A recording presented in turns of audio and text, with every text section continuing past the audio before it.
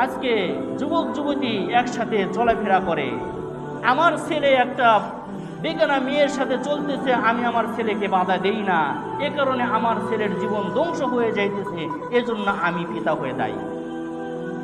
আমার মেয়েকে আমি পর্দায় চলার আদেশ করি না, বেপর্দায় সে চলে। কখনো কখনো বেপর্দায় চলার কারণে হিংস্র হায়না যুবকদের আক্রমণের শিকার সে হয়ে যায়।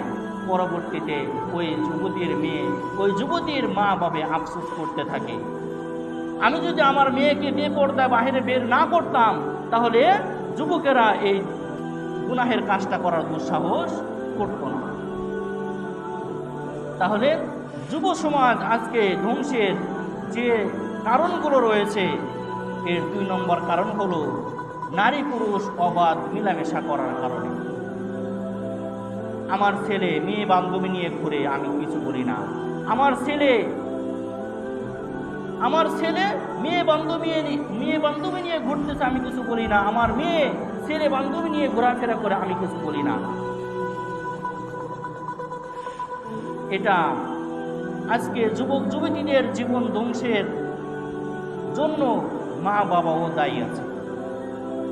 তাহলে সমাজে নারী পুরুষ যদি পর্দা মেনে চলতো, তাহলে আজকে নারী পুরুষের দ্বারা এই জিনা ব্যভিচারের কাজগুলো হতো না।